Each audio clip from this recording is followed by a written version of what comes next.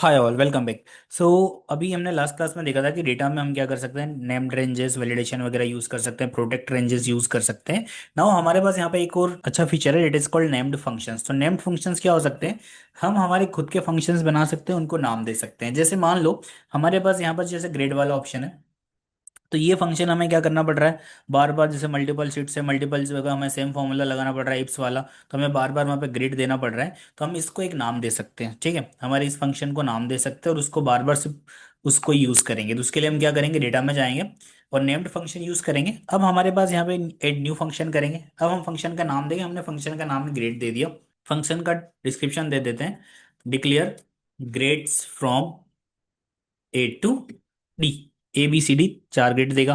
अब हमारे फंक्शन में कुछ आर्गुमेंट्स, आर्गुमेंट्स मतलब जो हम पास कर रहे हैं, जैसे यहाँ पे H2 एक आर्गुमेंट है, ठीक है। तो आर्गुमेंट्स फॉर्मूला क्या है, तो हमने फंक्शन जो हमें लगाना है उसका जो हमने लगाया है, ठीक है, हमने कॉपी किया। आप मैनुअली भी लिख सकते हो बट हमने लगाया तो हमने कॉपी कर लिया कि ये फॉर्मूला हमें मल्टीपल जगह लगाना है। हमें बार बार ये पूरा लिखने की जरूरत ना पड़े। क्राइटेरिया मतलब criteria value, criteria value, criteria value, condition value, condition value, बार बार लिखने की जरूरत ना पड़े। अब यहाँ पे हमारा आर्गुमेंट इट इज कॉल्ड, यहाँ पे सजेशन भी आ रहा है H2 आर्गुमेंट है, मैंने इस पे क्लिक किया। अब इस आर्गुमेंट का नाम क्या देना है, तो मैंने बोला इस सब जगह arg1 कर दो, बिकॉज सब जगह से मैं तो देखो सब जगह क्या हो गया, arg1 arg1 arg1। अगर अलग अलग आर्गुमेंट होते ना तो यहाँ पे अलग अलग आर्गुमेंट भी सजेस्ट करता है कि इसको क्या नाम देना है, इसको क्या। आप खुद भी टाइप कर सकते हो, खुद टाइप करके एंटर करो आ जाएगा। मैंने बोला नेक्स्ट। और यहाँ पे डिस्क्रिप्शन देना है कुछ आर्गुमेंट का। तब आर्गुमेंट का डिस्क्रिप्शन दे सकते हो, सिलेक्ट मार्क्स, ठीक है, सेल। और मैंने क्रिएट कर दिया। अब मेरे पास यहाँ पे ग्रेड नाम का फंक्शन क्या हो चुका है, क्रिएट हो चुका है। अब जैसे सेम फंक्शन मुझे यहाँ लगाना है तो मुझे बार बार इफ लगाने की जरूरत नहीं, मैं सिर्फ किसको बोलूँगा, जो मैंने फंक्शन बुलाया ग्रेड, और मैं यहाँ पे arg1 ही है, मल्टीपल arg1 सब जैसे आपको एक ही बार 63 सिलेक्ट करना है, ब्रैकेट क्लोज करना है। और देखो यहाँ पर क्या आ चुके हैं, मार्क्स आ चुके हैं, ग्रेड आपके डिक्लेयर हो चुके हैं। अब आप ये फॉर्मूला आपको दूसरी शीट में भी लगाना है, वहां पे भी आप इसको यूज कर सकते हो। मतलब सिंगल इसमें जैसे मान लो यहाँ पे हमारे पास, यहाँ पे भी हम ग्रेड लगाते हैं, तो यहाँ पे भी ग्रेड लगा सकते हो आप इसको सिलेक्ट करके। तो किसी को भी सिलेक्ट करके आप इस ग्रेड वाले खुद के फंक्शन को आप यूज कर सकते हो। तो जो फंक्शन आप बार बार लगा रहे हो, डेली बेसिस पे लगा रहे हो, बहुत बड़ा फंक्शन है, तो आपको पूरा फंक्शन बार बार लिखने की जरूरत नहीं है। आप उसको क्या कर सकते हो, यूज कर सकते हो। जैसे दो आर्गुमेंट है आपके, तो उनको भी आप यूज कर सकते हो, ठीक है, इस तरीके से। तो हम यहाँ से खुद के फंक्शंस भी क्या कर सकते हैं, बना सकते हैं। कॉलम स्टेटिक्स, अगर आपको कॉलम स्टेट्स जानना हो, यहाँ पे जैसे मैंने पूरा डेटा सेलेक्ट किया, डेटा में गया, मैंने कॉलम स्टेट्स पे क्लिक किया, तो मुझे पूरा कॉलम का स्टेट्स बता देगा, ठीक है, कि वैल्यू 72 कितनों के मार्क्स आए, 4 के 46 इतनों के आए हैं, ठीक है, इस तरीके से। टोटल रोज 1000 लोगों का। अब मैंने पूरा डेटा सेलेक्ट कर लिया, तो मैं क्या कर रहा हूँ, थोड़ा सा कम डेटा सेलेक्ट कर रहा हूँ। टोटल रोज जो मैंने सिलेक्ट, अच्छा सब में ही बता रहा है स्टेट्स, बिकॉज मैंने वापस से मैं इसको हटा रहा हूँ। मैं सिलेक्टेड में ही देखना चाहता हूँ, तो मैंने क्या किया, सिर्फ इतना डेटा यहाँ से यहाँ तक सिलेक्ट किया। देखते हैं कॉलम स्टेट्स पूरा सिलेक्ट कर रहा है या फिर, तो मैंने हाँ, तो ये पूरे कॉलम का स्टेट्स बता रहा है, पूरा कॉलम ऑटोमेटिक सिलेक्ट करता है वो। एम्प्टी सेल इतनी है, तो 58 लोगों के मार्क्स है, मतलब अगर आप ये हेडर हटा दो तो 57 रोज है, सम इतना है, एवरेज मार्क्स 48 आ रहे हैं, मीडियन इतना है, मिनिमम इतना है। तो ये हम सारी चीज़ें यहाँ से कॉलम स्टेट से पता कर सकते हैं, ठीक है। रिजल्ट वगैरह अगला कॉलम के बारे में पता करना है, तो पास कितने में, फेल कितने में, ठीक है। तो पास 64 है, फेल 31 है, रिजल्ट जिस पे हेडर है वो एक कॉलम है। तो इस तरीके से हम कॉलम स्टेट्स को भी यूज कर सकते हैं। नेक्स्ट हमारे पास है डेटा वैलिडेशन, जो हम पढ़ चुके हैं, डेटा वैलिडेशन, ठीक है। डेटा वैलिडेशन, अच्छा हमने डेटा वैलिडेशन नहीं देखा है। सो डेटा वैलिडेशन एक मोस्ट यूजफुल फीचर है, जो डेटा, जो लोग डेटा एंट्री कर रहे हैं या डेटा बार बार उन्हें एंटर करना पड़ता है, तो वहाँ पे डेटा वैलिडेशन लगा सकते हैं। जैसे मान लो हमारे पास जेंडर वाला कॉलम है। अब जेंडर वाले कॉलम में हमें बार बार मेल जैसे डेटा एंट्री हम कर रहे हैं, तो बार बार हमें मेल फीमेल लिखना पड़ रहा है। तो इसके लिए हम डेटा वैलिडेशन लगा सकते हैं। तो उसके लिए हम क्या करेंगे, उसके लिए हम इस पूरे डेटा को क्या करेंगे, अभी तो हमारे पास लगा ही हुआ है, वैसे सिंगल मैं इसमें बताता हूँ, नॉर्मल इसमें आपको, हमें पहले मैं ये भी बता रहा हूँ, जैसे यहाँ पे हमारे पास जेंडर वाला कॉलम है। अब हमें किसी को एक फाइल बना के देनी है, ठीक है, एक टेम्पलेट बना के देना है ताकि वो डेटा एंट्री कर सके उसमें। तो अब हमें सामने वाले पर्सन को पता है कि दो ही जेंडर है, ठीक है, या फिर हम कोई और चीज़ का वैलिडेशन लगा रहे हैं, मोबाइल नंबर वगैरह का। तो मैंने सारी सेल सेलेक्ट करी, सिर्फ इतनी सेल की बात करूँ, डेटा में गया, मैं डेटा वैलिडेट कर सकता हूँ, डेटा वैलिडेशन। और एड रूल, मैंने बोला कि इन सेल में एक ड्रॉप डाउन बने, ठीक है। ड्रॉप डाउन में मैंने ऑप्शन भी आ गया कि पहले मेल आएगा और फिर क्या आएगा, फीमेल आएगा। सिर्फ ये दो ही ऑप्शन यहाँ पे वो पुट कर सकता है, ठीक है। और यहाँ पे कलर भी दे सकते हो कि मेल अगर एंटर करें तो ये कलर आ जाए, और फीमेल अगर हो जाए तो ऑटोमेटिकली उसको कलर भी हो जाए, ठीक है, और डन। अब जैसे ही मैं यहाँ पे देखो ऑटोमेटिकली मेरे पास ड्रॉप डाउन आ गया है, ठीक है, डेटा वैलिडेशन लग चुका है। अब मैं यहाँ से सिलेक्ट कर सकता हूँ मेल, फीमेल, मेल, ठीक है। अगर मैं इसके अलावा कुछ और ट्राई करूंगा तो यहाँ पे क्या आएगा, एरर आएगा, बिकॉज वैलिडेशन मैच नहीं करेगा। तो आप डेटा वैलिडेशन लगा सकते हो इस तरीके से। ओके। और भी मल्टीपल वैलिडेशन लगा सकते हो आप, जैसे मार्क्स आए तो मार्क्स में आप माइनस मार्किंग नहीं होगी, तो यहाँ पे आप वैलिडेशन लगा सकते हो। जैसे ये डेटा है मेरा, मैंने इस पूरे को सिलेक्ट किया और मैंने ऐड न्यू रूल किया, ठीक है, और मैंने बोला अब यहाँ पे मुझे ड्रॉप डाउन नहीं चाहिए, ठीक है, क्योंकि ड्रॉप डाउन में तो पहले से बनी बनाई लिस्ट है। तो मैंने बोला टेक्स्ट भी नहीं चाहिए, मैंने ग्रेटर देन, बिटवीन का ऑप्शन लगाया, इज बिटवीन, ठीक है, और मैंने बोला कि जो जीरो, ठीक है, और 1000 के 100 के क्या हो, बीच में हो, जीरो एंड, ठीक है। एडवांस ऑप्शन है हमारे पास, एडवांस ऑप्शन में हमारे पास क्या है, इज बिटवीन, ठीक है, और मुझे लगता है 101 यूज करना पड़ेगा, ठीक है, बिकॉज क्या होगा कि बिटवीन देखते हैं अभी, या फिर हम जीरो ही लिखते हैं और जीरो और 100 ही लिखते हैं, ठीक है। सो जीरो और 100, और मैंने डन कर दिया। अब यहाँ पे वैलिडेशन लग चुका है, बट दिखेगा नहीं बिकॉज हमने वो वाला ऑप्शन यूज नहीं किया ड्रॉप डाउन। अब जैसे मैं यहाँ पे यूज एंटर कर रहा हूँ -1, तो एंटर करने, ओके, M2, सॉरी हमने गलत जगह लगा दिया, बिकॉज ये वैलिडेशन भी कहाँ लगा है, ओके, H2 में ही लगा है। तो H2 से स्टार्ट हुआ है, बट हमारा वैलिडेशन गलत है। शीट 2, H2 से H11, और यहाँ पर अभी रूल्स हटा रहे हैं हम, ठीक है।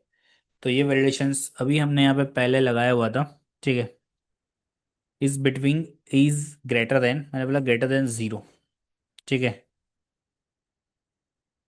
Okay okay okay okay okay okay. यहाँ पर क्या है कि जब आप वैलिडेशन लगा रहे हो तो यहाँ पे एक आपके पास, जैसे मैंने इज बिटवीन लगाया, ठीक है, तो मैंने बोला कि 0 से लेके 100 तक के मार्क्स ऐड कर सकता है, बट नीचे ऑप्शन है कि शो वार्निंग, सब उसे वार्निंग शो होगी, सामने वाले को रेस्ट्रिक्ट नहीं करेगा कि आप एडिट ही नहीं कर सकते। तो आपको अगर चाहिए कि वो एडिटिंग ना डाल ही ना पाए, वो वैल्यू पुट ही ना कर पाए जिस इस रेंज के बाहर है, तो इस केस में आप रिजेक्ट द इनपुट करोगे, इस वाले ऑप्शन को चेक करोगे, डन करोगे। अब अगर मैं यहाँ पे -1 लिखूंगा तो ये मुझे एंटर करने नहीं देगा, बिकॉज क्या है कि वैलिडेशन के बाहर है। मैं यहाँ पे 100 से बड़ी वैल्यू लिखूंगा तो एंटर नहीं करने देगा। मैं यहाँ पे 100 लिखूंगा तो भी एंटर करने देगा, और अगर जीरो लिखूंगा तो भी, बिकॉज दोनों इंक्लूड है। इसके बाहर अगर कोई चीज़ गई तो यहाँ पे दो ऑप्शन मिलते हैं आपको, एडवांस ऑप्शन पे अगर आप क्लिक करोगे तो show a warning, help text आप लिख सकते हो, सामने वाले को क्या दिखे, तो यहाँ पे लिख भी सकते हो कि इंटर मार्क्स बिटवीन 0 to 100, ठीक है, और डन। तो अब वो सामने वाले को क्या होगा, जब वो मार्क्स एंटर करेगा जीरो, या अगर वैलिडेशन गलत होगा तो यहाँ पे आएगा इंटर मार्क्स बिटवीन, तो सामने वाले को मैसेज भी शो हो जाएगा। तो इस तरीके से आप डेटा वैलिडेशन यूज कर सकते हो। अब इसमें मल्टीपल फीचर्स हैं आपके पास, आप जैसे चिप्स भी बना, लाइक इस तरीके से ड्रॉप डाउन बना सकते हो, ठीक है। आप इसको एडिट करना चाहो तो इसको बाद में एडिट भी कर सकते हो, जैसे आपने वैलिडेशन लगाया, वापस डेटा टैब में गए, डेटा वैलिडेशन, और यहाँ से आपने इस पे एम पे लगा है तो यहाँ पे डिलीट कर सकते हो, हटा सकते हो, ऐड अनदर रूल भी कर सकते हो। अलाउ मल्टीपल सिलेक्शन करोगे तो मल्टीपल सिलेक्शंस वाले ऑप्शंस को क्या कर सकते हैं, ऑप्शंस यूज कर सकते हैं। अब जैसे यहाँ पे ये और ये, तो इसमें दोनों चीज़ें आ जाएगी यहाँ पे, तो आप एक जगह दोनों वैल्यूज पुट कर सकते हो, बट मल्टीपल सिलेक्शन अलाउ नहीं करेंगे अभी हम। तो यहाँ पर जाएंगे और हम इसको ऑफ कर देंगे, ठीक है, इस तरीके से, और डन। तो यहाँ पे अभी हम सिर्फ एक ही ऑप्शन यूज करेंगे। तो इस तरीके से हम डेटा वैलिडेशन को क्या कर सकते हैं, यूज कर सकते हैं। मल्टीपल चीजें, आप टेक्स्ट के लिए भी वैलिडेशन लगा सकते हो, drop down from a range, जैसे इससे ड्रॉप डाउन बनानी है आप तो वो भी बना सकते हो। Text that contains, text does not contain, text के बेस पे, डेट के बेस पे, ठीक है, मल्टीपल के बेस पे आप क्या बना सकते हो, वैलिडेशन लगा सकते हो। जैसे यहाँ पर अपग्रेड, सामने वाले पर्सन पूरे कॉलम के ऊपर आपने वैलिडेशन लगाया, ठीक है, न्यू वैलिडेशन हम बना रहे हैं, इसको हटा के ऑटोमेटिकली कलर आ जाए, वैलिडेशन लग जाएगी इसमें से, ऑटोमेटिकली ग्रेड सेलेक्ट और ऑटोमेटिकली वैलिडेशन लग जाए। तो डेट, डेटा वैलिडेशन, ठीक है, यहाँ पर हम गए सॉरी डेटा में, डेटा वैलिडेशन, और हमने नया data validation, drop down, drop down से ऑटोमेटिकली लिस्ट आ जाएगी। और जैसे आपके पास ड्रॉप डाउन रेंज है तो ऑटोमेटिकली इसमें जो भी यूनिक वैल्यूज होगी ना, रेंज, ठीक है, उसमें से यूनिक वैल्यूज आ जाएगी। ओके, अब ये है कि drop down from a range, oh sorry, ओ हाँ ठीक है, drop down from a range, तो मैंने ड्रॉप डाउन क्या करी, सिलेक्ट और ओके, तो इसमें जो भी यूनिक वैल्यूज होगी ऑटोमेटिकली यहाँ पे आ जाएगी, ठीक है। तो मैंने बोला ए जिसके मार्क्स से ऑटोमेटिकली ये कलर मिल जाए, डी में रेड दे दो, सी में येलो दे दो, और बी में हल्का सा ये दे दो, ठीक है। तो अब क्या होगा, अगर कोई ऑटोमेटिकली यहाँ पे ग्रेड डालेगा, ठीक है, तो इस तरीके से यहाँ पे ऑटोमेटिकली रेड कलर आ जाएगा, ए वाला ग्रेड है। इस तरीके से वैलिडेशन यूज कर सकते हो। तो डेटा वैलिडेशन बेस्ट थिंग है, जब आप किसी को अपनी फाइल शेयर कर रहे हो तो, या किसी को अपनी फाइल दे रहे हो जहाँ पे वो डेटा एंट्री कर सके, इसमें चेंजेस कर सके, तो वैलिडेशन बहुत अच्छा फीचर है। बिकॉज क्या होगा, इससे गलतियां कम होगी, टाइपिंग मिस्टेक कम होगी, ठीक है, इस तरीके से। तो हम यहाँ पर डेटा वैलिडेशन भी यूज कर सकते हैं। नेक्स्ट है डेटा क्लीनअप। अब डेटा क्लीनअप में क्या, हमारे पास पहले से सजेशंस आते हैं, सजेशंस आते हैं, इसका क्या मतलब है, जैसे मान लो ये मेरी रो जो है डुप्लीकेट है, पूरी की पूरी रो डुप्लीकेट कर दी मैंने, ठीक है।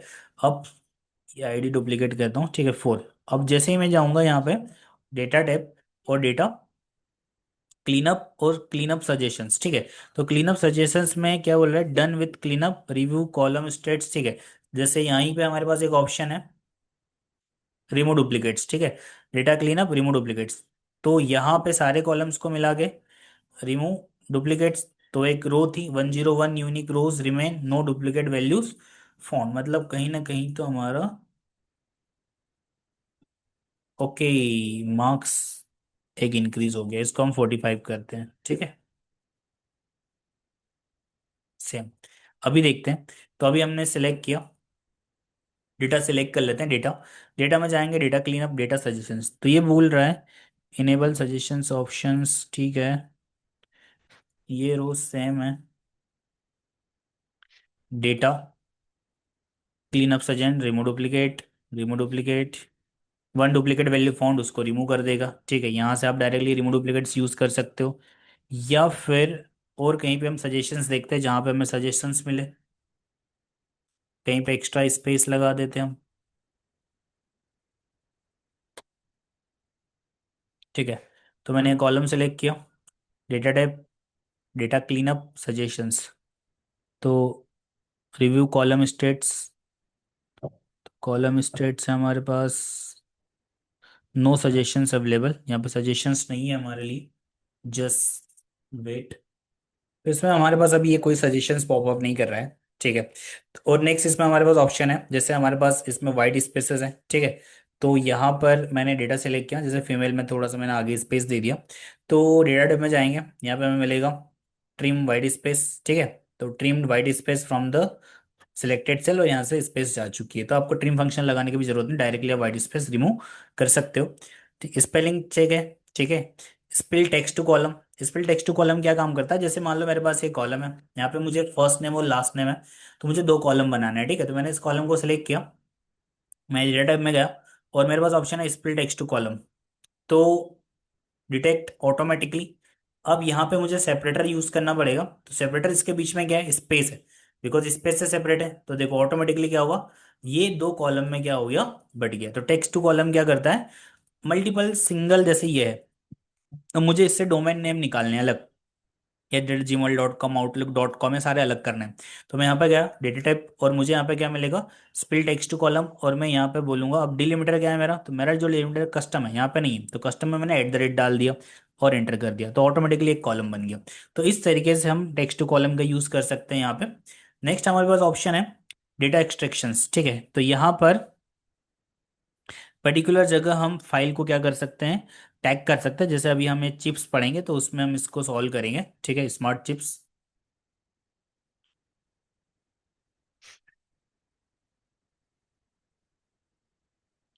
डेटा कनेक्टर्स हम अलग अलग, जैसे लुकर स्टूडियो से कनेक्ट कर रहे हैं तो वो भी कर सकते हैं।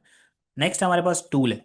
अब यहाँ से हम एक, जैसे हमने गूगल फॉर्म पढ़ा था, ठीक है, तो इसको अभी हम देखते हैं, स्पेलिंग सजेशंस, स्पेल चेक करेगा, जैसे कहीं स्पेलिंग गलत लिखी हुई है, जैसे ही हमने फीमेल की स्पेलिंग गलत लिखी है अभी, ओके। तो देखते हैं, tools, spelling check, spell check, ठीक है। वो बोल रहा है कि R Mehta, change R Mehta, ignore कर दो फीमेल, देखो ये फीमेल को सही है तो इग्नोर, अनन्या सब सही है, अर्जुन साहा अच्छा, इसमें स्पेस नहीं है, ठीक है, इग्नोर, इग्नोर।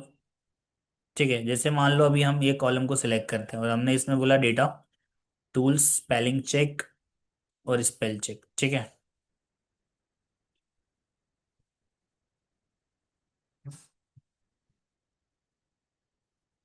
अच्छा, ओके, कॉलम सेलेक्ट नहीं कर रहा है, ठीक है। तो अभी हम यहाँ से हटा के टेबल, देन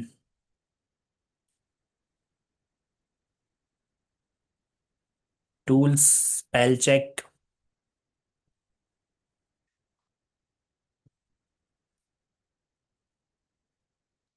ओके, इसको छोड़ के बाकी सब जगह सिलेक्ट करेगा, ठीक है। तो हम सिंगल सेल में इसको यूज करके देखते हैं। ओके, तो ये मल्टीपल जगह यूज होगा, बट व्यू पर्सनल डिक्शनरी, हमारे डिक्शनरी में अगर कुछ वर्ड है ऐसा आ जाए तो ऐसा लिखना है, ठीक है। तो हम वो भी कर सकते हैं, ऐड डिक्शनरी, डिक्शनरी में ऐड हो गया। चेंज, चेंज करना है, वो भी हम कर सकते हैं, बट ये मैनुअली होगा पूरा का पूरा, ठीक है। जो स्पेलिंग चेक करेगा, इट विल टेक टाइम। तो बेटर है आप पहले से सही स्पेलिंग लिखें। ओके, नोटिफिकेशन सेटिंग, एक्सेसिबिलिटी, ठीक है, सजेशंस, कंट्रोल, ये तो सारे मैंने आपको बता ही थे कि हमारे पास जैसे सारे ऑप्शंस इनेबल्ड है तो आपको ऑटोमेटिकली इनके सजेशंस, नोटिफिकेशन पॉपअप होते हैं, तो आप इनको यूज कर सकते हो। क्रिएट अ फॉर्म, हम यहाँ से डायरेक्टली गूगल फॉर्म क्रिएट कर सकते हैं, कैसे कर सकते हैं वो हम नेक्स्ट वीडियो में देखेंगे। Please subscribe IOTA Academy for more content. Thank you.